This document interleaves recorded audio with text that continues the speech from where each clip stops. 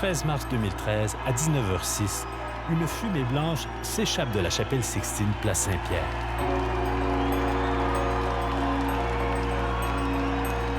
Les cardinaux réunis en conclave viennent d'élire un nouveau pape. Habemus Papa. Lorsque François apparaît pour la première fois au balcon, c'est un homme souriant et tout simple que le monde découvre. Fratelli e sorelle, buonasera. Seuls les cardinaux qui l'ont élu massivement savent qu'ils ont aussi voté pour un pape à qui on a donné le mandat de nettoyer la Banque du Vatican, de mettre de l'ordre dans les finances de l'Église et de mettre un terme aux querelles et aux jeux de pouvoir. Ce que ces cardinaux ne savaient pas, c'est que ce pape allait entreprendre toutes les batailles de front et bien plus encore. Oui, on voulait le changement, on savait qu'il y aurait du changement, mais on ne savait pas que ça bougerait à ce point-là. Les loups dans le Vatican et dans l'Église mondiale qui résistent aux réformes du pape François ne cessent pas d'être agressifs et ils deviennent de plus en plus agressifs.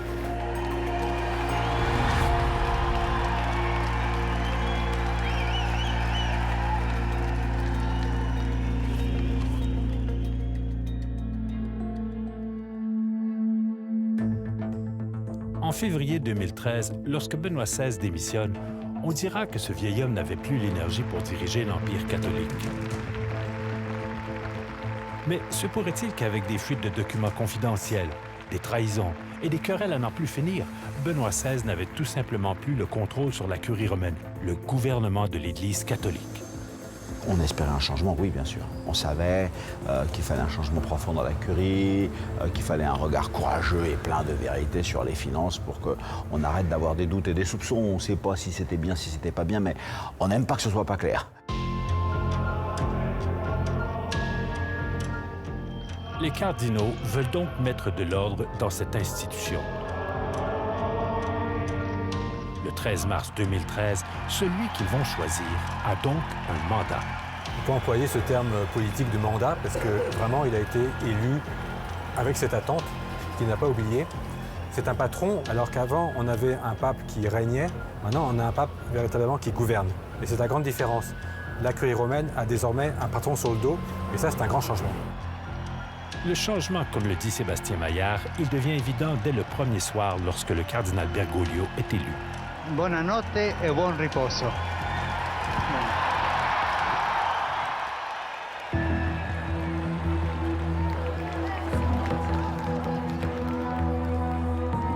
Très vite, ceux qui sont très attachés aux traditions de l'Église vont se méfier de ce pape qui refuse les grands habits traditionnels et les souliers rouges, qui préfère une très modeste voiture à la Mercedes de service et qui refuse les appartements pontificaux avec majordome, secrétaire particulier et qui opte pour un tout petit appartement de 50 mètres carrés. Décidément, François ne fait rien comme ses prédécesseurs et surtout, c'est lui qui décide. Oui, il est très libre et très personnel aussi dans l'organisation de son agenda, oui, naturellement, car il avait vraiment pris des attitudes qui sont nouvelles pour le fonctionnement quotidien du Vatican. Mais aussi le fait de n'avoir plus un secrétaire personnel à temps plein qui le suit dans toutes ses activités. C'est pas quelqu'un qui se fait mener par le bout du nez, en tout cas. Ah non, non. Papa Francesco fa qualcosa del genere. Sandro Magister est un réputé vaticaniste. François n'improvise jamais, dit-il. Tout est calculé, y compris l'impact sur l'opinion publique. Possono avere sull'opinione pubblica. Sandro a eu l'occasion de le constater à bord de l'avion du pape. È un gesto accuratamente studiato. Généralement, ce n'est pas le pape François qui transporte son porte-document. Mais à chaque fois, avant de prendre l'avion, c'est lui qui le prend. Et une fois à l'intérieur, il le dépose. Il veut démontrer par ce geste qu'il n'a pas de secrétaire, qu'il fait le travail tout seul. C'est un pape solitaire. C'est le gros problème de François. François est un pape solitaire. Je n'ai jamais vu un pape plus solitaire que lui. Il a contre lui toute la curie, hein, pratiquement toute, les cardinaux, les évêques, et ça, ils ne sont pas avec lui. Il faudrait que ça se soit compris outre-Atlantique, parce qu'on a l'impression d'une église qui célèbre cet homme, qui est victorieux, etc. C'est pas du tout ça. Ça, c'est tout le paradoxe de François. Un pape immensément populaire, mais à l'intérieur de la machine, on le craint, on s'en méfie, on lui résiste. Benedicta tu in mulieribus, et benedictus fructus ventris tui, Iesus. Les dizaines de milliers de personnes, quelquefois les centaines de milliers de personnes que vous voyez sur la place Saint-Pierre pour l'Angélus ou le mercredi, le jour des audiences, ce ne sont pas forcément des catholiques, ce ne sont même pas généralement des catholiques. Ce sont des touristes attirés par l'image du pape. Alors ils viennent, ils écoutent. Il y a un homme sympathique, hein, il est sympathique, communicatif, il dit des choses qui intéressent tout le monde. Il a l'air de converser comme n'importe qui d'entre nous. Le public de François, c'est ça, c'est pas forcément les catholiques. E al tempo stesso aperto agli eventi e al futuro. Roberto De Mattei est un catholique très attaché aux traditions et il connaît très bien les fonctionnaires de l'Église. Sa popularité, c'est plutôt à l'extérieur de l'Église que dans l'Église. Moi, je vis à Rome. J'ai des contacts fréquents avec la curie et je peux dire que l'atmosphère générale est une situation en général de résistance ou quand même de perplexité, de réserve envers le pape François. On n'arrive pas à comprendre qu'est-ce qu'il veut. L'antidoto. Ce qui saute aux yeux, c'est ce profond fossé qui se creuse entre le pape François et son entourage. Una curia che non si autocritica, che non si aggiorna. En décembre 2014, François réunit ses troupes vaticanes pour les bons vœux de Noël. C'est une tradition. Ma dalla gente povera e semplice che aspettava la salvezza del Signore. Les cardinaux auront plutôt droit à un discours âpre et sévère. François leur fait la liste des 15 maladies dont serait atteint son clergé. Sono malattie più abituali nella nostra vita di curia. Sono malattie e tentazioni che indeboliscono il nostro servizio al Signore. L'Alzheimer spirituel, la rivalité, la vanité, la médisance, l'indifférence, l'accumulation des biens, l'avarice. François cogne sur les habitudes et les privilèges et les dépenses des cardinaux ahuris.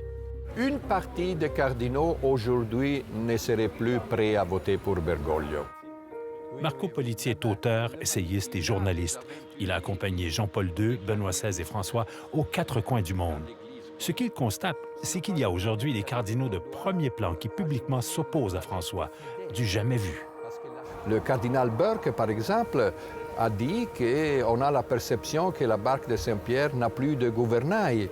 Alors, le pape dit que l'Église doit être un hôpital des champs.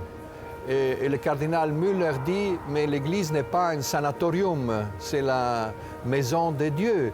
Où le cardinal Müller va répéter de jour en jour, ce pape n'est pas un théologien, on doit l'aider.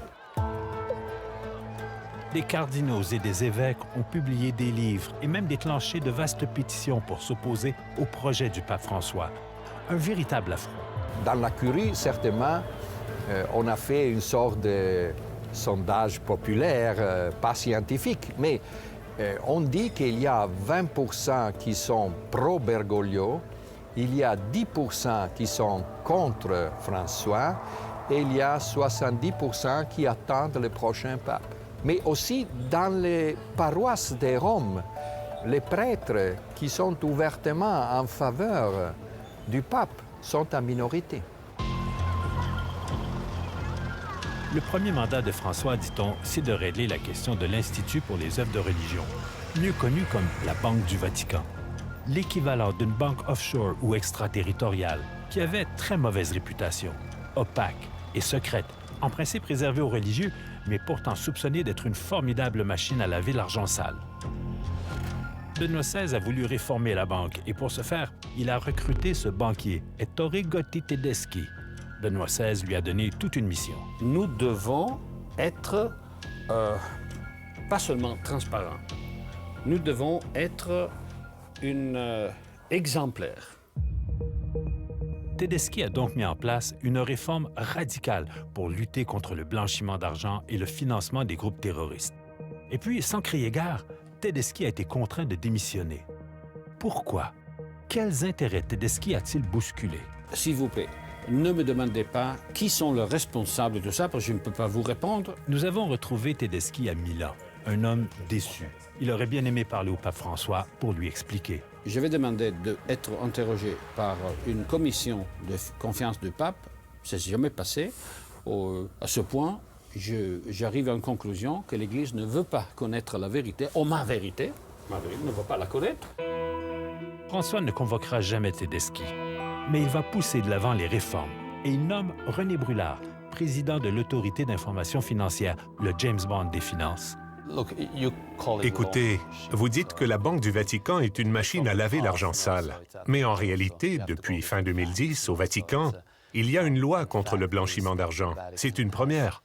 Et cette loi a été complètement revue en 2013. C'est certain, les changements ne plaisent pas à tout le monde. C'est pour cela qu'il est important de communiquer, d'expliquer ce que l'on fait, comment on le fait également, les conséquences.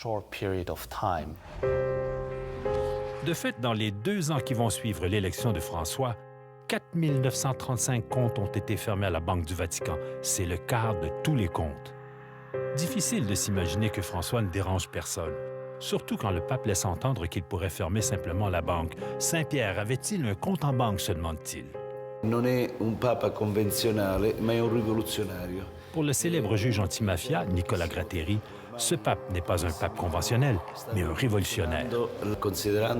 Si on considère la réforme économique de la Banque du Vatican, le blanchiment d'argent, et que le pape affirme « est-ce vraiment nécessaire d'avoir une banque ?», là, je vois un danger pour lui.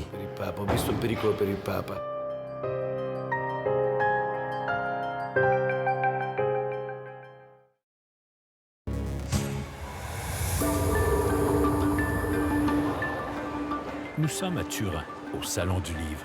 Il y a ici 2 journalistes en vedette. Lui, c'est Gianluigi Nuzzi, une vedette de la télé italienne qui a publié plusieurs livres chocs, dont son plus récent, Chemin de croix. Et lui, c'est Emiliano Fittipaldi. Il vient de publier Avarice. 2 livres chocs publiés en même temps portant sur les troublantes affaires du Vatican. Chacun de leur côté, ils ont mis la main sur des milliers de documents confidentiels émanant tout droit de la commission chargée d'enquêter sur les finances du Saint-Siège que le pape lui-même a mise sur pied. Il y est question de vol de documents, d'espionnage, de menaces, de trahison, de magouilles financières et des privilèges inouïs de certains cardinaux. Tout y passe, et jamais le Vatican n'a mis en doute l'authenticité de ces documents. Plus tôt, le 4 novembre 2015, le porte-parole du Vatican, le père Federico Lombardi, affirme que pour la plupart, il s'agit d'informations déjà connues. Oui, mais pour quelques initiés seulement. Quand Francisco arrive en Curie, il fait contrôler tous les dépôts, toutes les finances de la Curie romaine. Et il découvre que chacun, il y a une double comptabilité dans la Curie romaine, dans les bureaux de la Curie romaine. Ça veut dire qu'il y a la comptabilité officielle et de l'autre côté, il y a une comptabilité cachée. Ça veut dire des travaux, donner des travaux à des copains, des sociétés, des copains, des amis. Ce sont des comptabilités, des travaux et des relations financières pas cachées, pas officielles. De fait, dans les semaines qui suivent son élection, le nouveau pape va découvrir que sur les propriétés du Saint-Siège, des travaux sont effectués sans devis et sans contrôle. Le 27 juin 2013, des auditeurs comptables lui font rapport. Les bilans du Saint-Siège et du gouvernorat se caractérisent par une absence totale de transparence. Le 3 juillet 2013, le pape s'adresse à ses influents cardinaux. C'est la colère. On ne paie pas, dit-il à 3 reprises. Mais le pape n'est pas au bout de ses peines. L'organisme responsable de l'énorme patrimoine immobilier du Saint-Siège ne disposait pas à l'époque d'un répertoire précis de ses actifs. Quels sont les logements qui sont occupés, ceux qui ne le sont pas, et comment fixe-t-on le prix des loyers pour tous ces logements, dont certains parmi les joyaux de Rome loués à des prix dérisoires? Ce patrimoine immobilier pourrait pourtant rapporter beaucoup plus d'argent au Saint-Siège.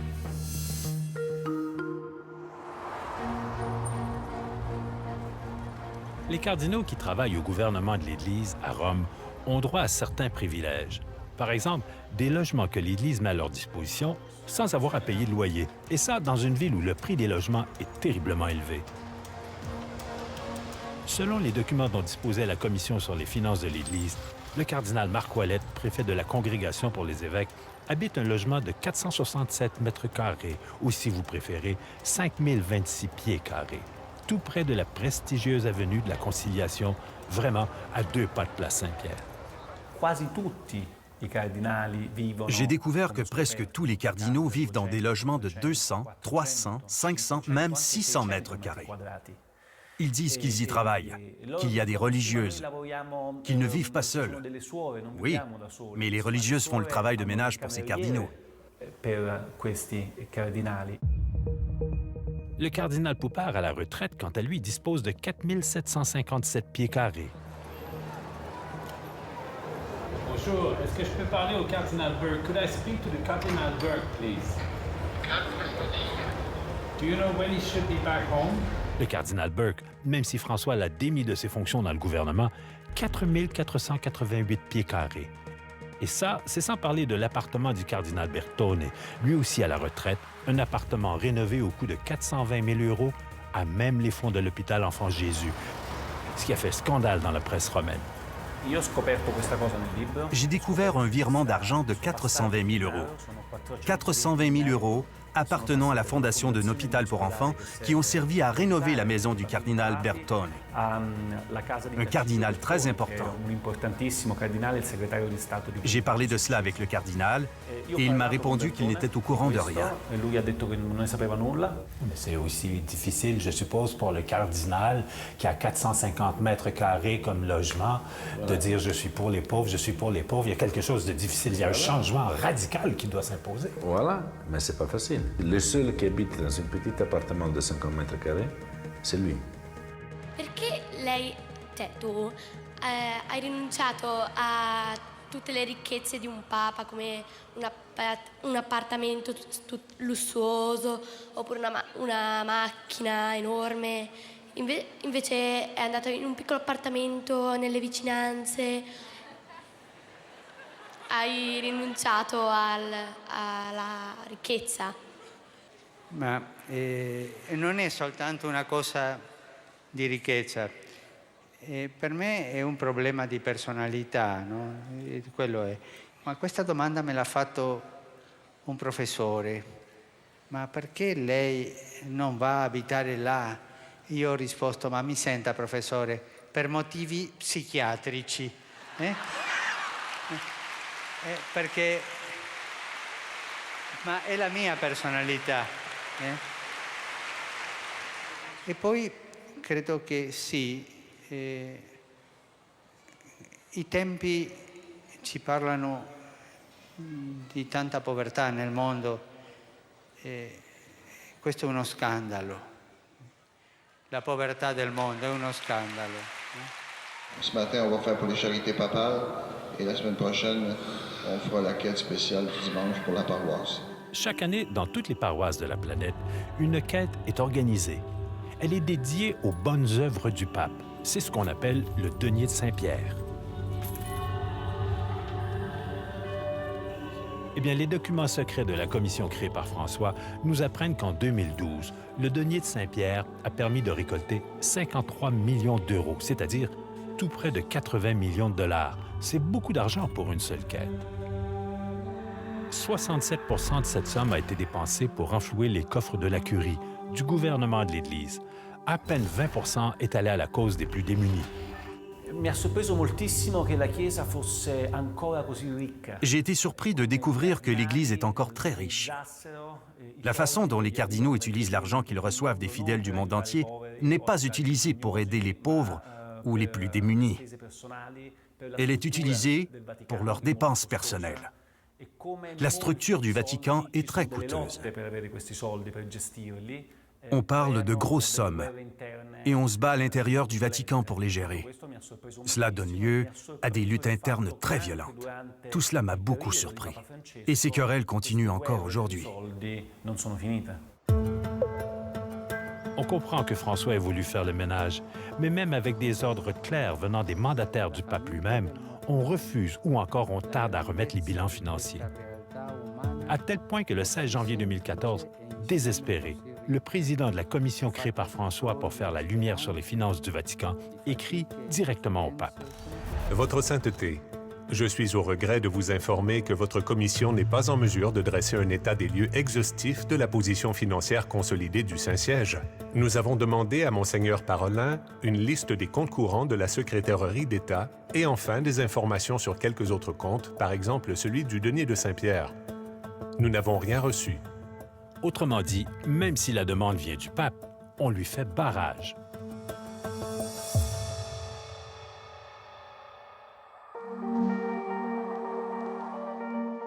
François veut que son Église retrouve la vertu. Parce que, depuis toujours, l'Église catholique aime offrir au monde des modèles de vertu. Par exemple, les saints. Mais la route vers la sainteté est longue. On appelle ça un procès en canonisation.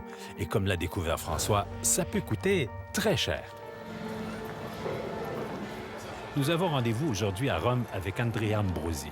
Il est avocat et il est impliqué dans une foule de causes en sainteté. C'est lui d'ailleurs qui a fait aboutir la cause du frère André. Mais à quel prix, ça, on ne le saura jamais. Attualmente risulta che costano molto meno, diciamo. Ambrosi nous explique que tous ces procès en canonisation sont chers, notamment parce qu'il y a beaucoup de gens impliqués. Il faut faire des enquêtes, consulter des experts, se déplacer, et puis... Les congrégations religieuses, elles sont tellement passionnées par la cause que le prix, les dépenses, les coûts, tout cela passe au deuxième plan. En fait, ce que va découvrir François, c'est que les prix à payer pour une cause en canonisation sont hors contrôle. Certaines causes auraient coûté jusqu'à 750 000 €, comme celle de la béatification du prêtre italien Antonio Rosmini. Alors, pour faire la lumière sur ces millions de dollars qui virevoltent autour des futurs saints de l'Église, François va autoriser le gel de tous les comptes courants des avocats impliqués dans ces causes, notamment ceux d'Ambrosi. On a gelé vos comptes pendant un certain temps. Comment vous avez réagi quand vos affaires à vous ont été ciblées par le Vatican? Et vous, comment savez-vous que mes comptes aient été gelés? C'était dans mes livres, c'est dans Nuzzi, c'est un peu partout. Je peux comprendre qu'on ait gelé les comptes, car naturellement, il fallait savoir quelle était la provenance exacte des sommes qui se trouvaient dans les comptes. Alors pour moi, cela ne m'a pas particulièrement perturbé en tant que tel. C'est juste le fait de ne pas avoir été averti, c'est ça. Les comptes d'Andrea Ambrosi ont été rétablis depuis.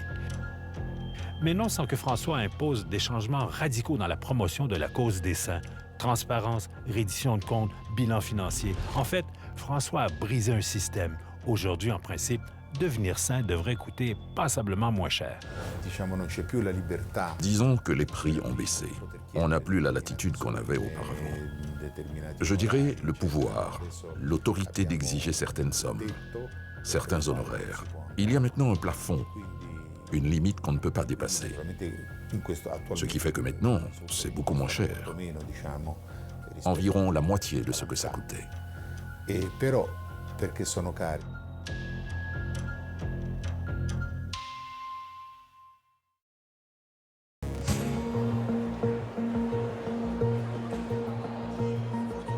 Chemin de croix et avarice, les livres de Nuzzi Fittipaldi ont été des succès instantanés à l'échelle de la planète. Ce sont littéralement des fenêtres ouvertes sur la résistance que rencontre François dans ses projets de réforme.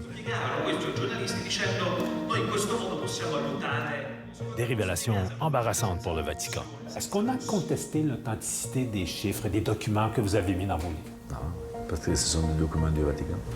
On ne peut pas contester des documents qui sont écrits par des gens qui travaillent dedans. Mais après la publication de ces deux livres chocs, la réaction du Saint-Siège ne s'est pas fait attendre. Le 21 novembre 2015, le père Lombardi, porte-parole du Vatican, annonce que le Vatican poursuit devant ses propres tribunaux les deux journalistes pour s'être illégitimement procuré et divulgué des documents confidentiels. Je n'ai rien volé. Ils m'ont donné des documents sans que moi j'ai fait des pressions. C'est qu'on est en face à une monarchie absolue qui s'appelle État du Vatican, où il n'y a pas les droits d'information. Le Vatican poursuit aussi Monseigneur Balda, le secrétaire de la commission créée par François pour étudier les structures économiques du Saint-Siège. Et puis Francesca Chaucchi, une laïque, elle aussi membre de la commission, une jeune spécialiste des communications recrutée par le pape François lui-même. Ils risquent tous jusqu'à 8 ans de prison et dans les semaines qui vont suivre, le procès va prendre une tournure kafkaïenne. Monseigneur Balda et Francesca Chaucchi sont poursuivis pour avoir divulgué des informations aux 2 journalistes. Chaucchi nie tout en bloc. Assolutamente non. Je n'ai jamais donné des documents à personne. Jamais. Aucun journaliste, ni Nuzzi, ni Fittipaldi, ni personne d'autre. Nous avons retrouvé Francesca Chaucchi en mai dernier dans une banlieue de Rome, à quelques jours seulement de son accouchement. Devant le tribunal, les rapports entre Francesca Chaucchi et Monseigneur Balda tournent au rocambolesque. Monseigneur Balda soutient que tout est de la faute de Francesca, qu'il la soupçonnait d'avoir des liens avec la mafia et qu'elle et son mari étaient membres des services secrets italiens. Look me, please. I am like James Bond. Regardez-moi, ai-je l'air d'une James Bond? You're not a secret agent. You're not part of the Secret Service. Non, je ne suis pas une espionne. Molto seriamente. Allora, non sono un agente. Je n'ai jamais appartenu aux forces spécialisées d'où proviennent les agents secrets. Mon métier, c'est la communication. Io mi occupo di comunicazione. Il est vrai, par contre, que durant ma carrière, j'ai eu à m'occuper de dossiers très délicats. Des dossiers qui m'ont amené à être en contact avec le monde des services secrets. J'ai travaillé dans des pays complexes comme l'Égypte, les Émirats arabes, la Syrie, le Liban. Je devais gérer des dossiers, des projets de nature militaire, des clients qui investissaient dans des projets militaires aux États-Unis, en Chine et à Singapour. Mais personnellement, je n'ai jamais été une espionne. Mais Monseigneur Balda en rajoute. J'avais la certitude, dit-il, que derrière Mme Chaucchi se cachaient des intérêts illégitimes. Elle l'aurait même contraint à avoir une relation sexuelle avec elle dans un hôtel de Florence en décembre 2014, ce qu'elle niera. Je n'ai jamais couché avec lui, jamais. Sa plus grande crainte durant le procès, c'est qu'on découvre son homosexualité. Il a préféré déclarer que nous avons eu une relation sexuelle plutôt que de dire la vérité. Le témoignage de Chaucchi peut paraître à tout le moins étonnant, mais les 4 juges qui entendent la cause vont de surprise en surprise entre le vaudeville et l'irréel. Le problème, c'est que Monseigneur Balda a avuto una grande... Le problème, c'est que Monseigneur Balda a eu une relation importante avec un astrologue. À un moment donné, la vie de Monseigneur Balda s'est retrouvée dans les mains de cet astrologue qui contrôlait son esprit avec les cartes, par l'intermédiaire de jeux de cartes. Alors, cette personne avait une emprise sur la vie de Monseigneur Balda. Il espérait lui extorquer de l'argent. Lorsque Monseigneur Balda était en prison, cet astrologue avait envoyé un gâteau à Monseigneur Balda dans lequel était dissimulé un cellulaire. Il voulait le contrôler même durant sa détention.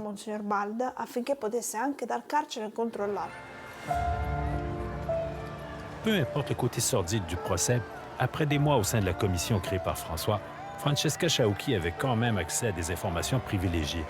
Elle peut témoigner de la résistance que les fonctionnaires de l'Église opposaient farouchement à François.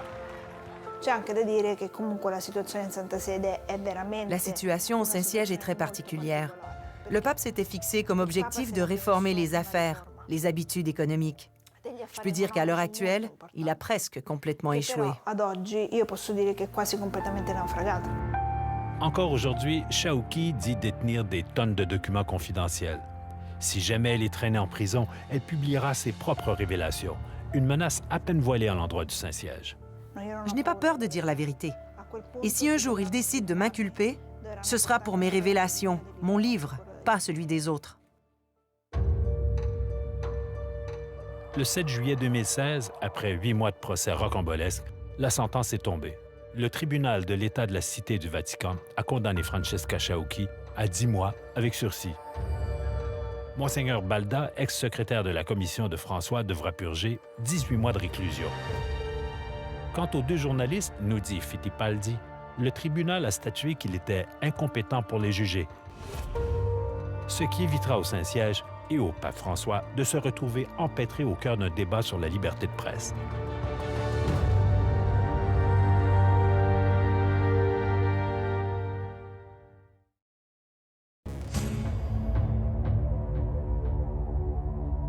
Il y a 3 ans, dans un esprit de vengeance meurtrière, Toto Riina, un chef de la mafia calabraise, aurait mis à prix la tête de Luigi Ciotti.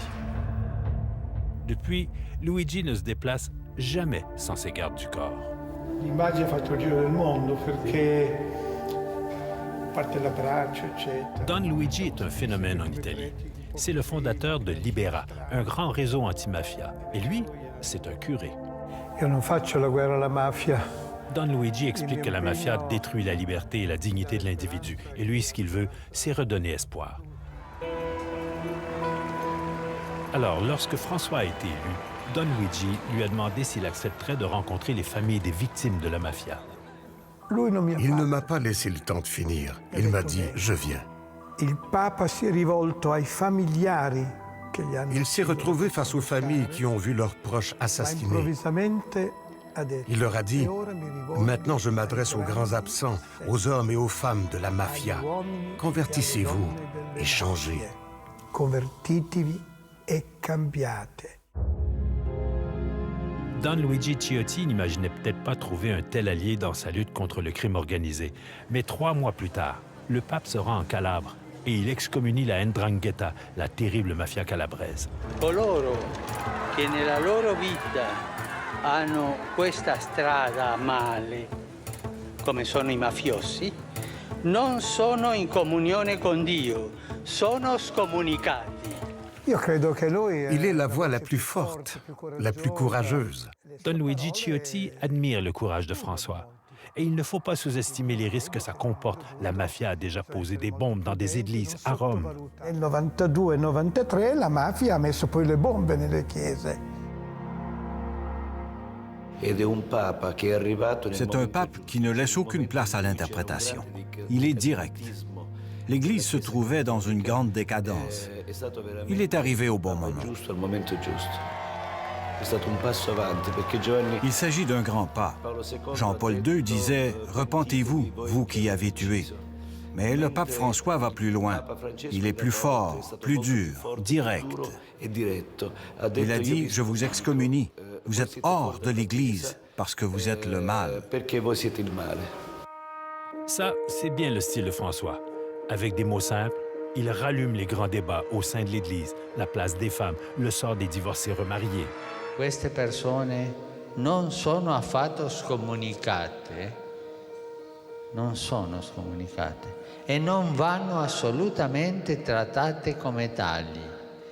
Esse fanno sempre parte della Chiesa. Il lance des formules qui deviennent ensuite des marques de commerce pour son pontificat.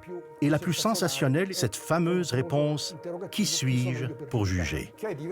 Elle est devenue le slogan du pontificat. Elle est constamment utilisée. Se una persona è gay e cerca il Signore e ha buona volontà, ma chi sono io per giudicarla? Qui suis-je pour juger? Voilà quelques mots qui ont fait le tour de la planète et qui lui ont valu une immense popularité. C'est audacieux et provocateur.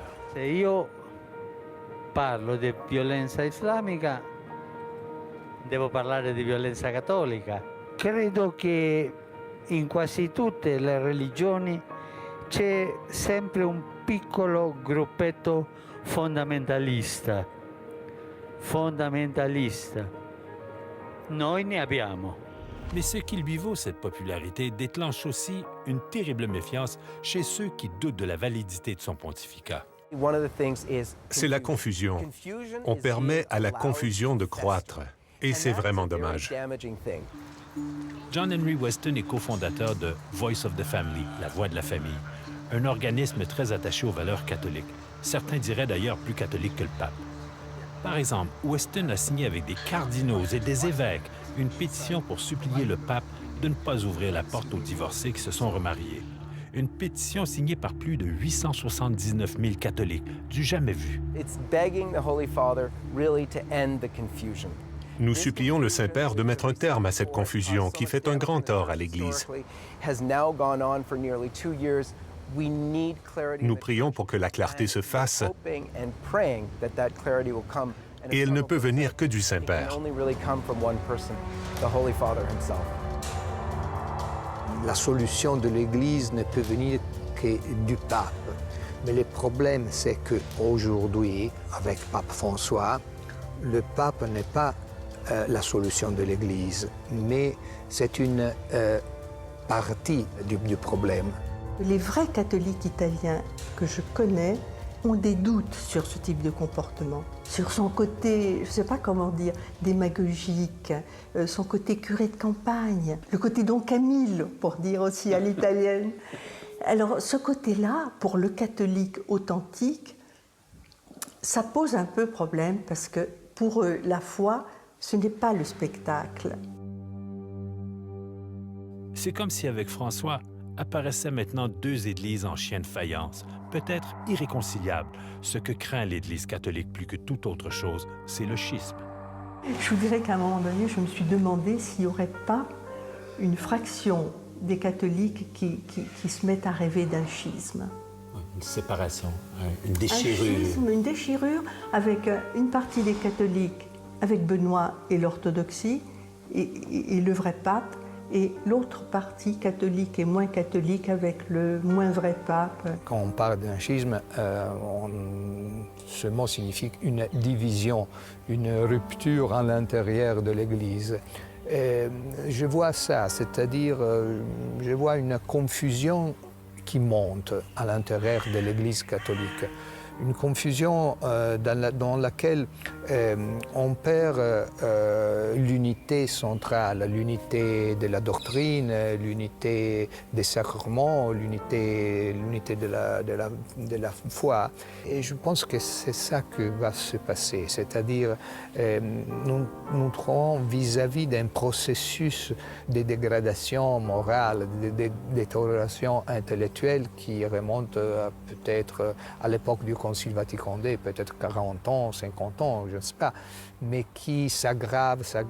Mais à un certain moment, tout ça va éclater. Et dans le moment que ça éclate, la crise va être très rapide et très violente. Je pense que la bataille plus difficile de Francesco aujourd'hui, ce n'est pas contre la corruption. Ce n'est pas contre les gens qui font des blanchiments d'argent, la mafia. Non, je pense que la bataille plus difficile, c'est contre la mentalité. Il doit combattre chaque jour avec une mentalité des gens qui sont habitués à faire les intérêts, pas de l'Église, pas de l'Évangile, mais les intérêts de ceux qui représentent. Il a dit ouvertement plusieurs fois qu'il est prêt à faire la même chose qu'a fait le pape Ratzinger. Alors, dans sa vision, certainement, il n'y a pas de place pour un pape malade, pour un pape qui ne peut plus gouverner l'Église et qui laisse à des autres la tâche de gouverner. Et il a dit, il y a un an, à la télévision mexicaine, qu'il pense que son pontificat va durer 4-5 ans. Alors, on ne doit pas être trop précis, mais certainement, il est absolument prêt à démissionner. Et il a voulu maintenir son passeport argentin. A tanti dolori di uomini e donne, anche di bambini. C'est un agitateur, donc c'est quelqu'un qui secoue, et c'est quelqu'un qui interroge. Donc, mais ce n'est pas encore quelqu'un qui a réformé l'Église. Moi, je pense qu'on le jugera, vous savez, comment on le jugera sur celui qui sera son successeur. Dans quel sens? Dans ce sens que celui qui viendra après lui, qu'est-ce qu'il retiendra de lui?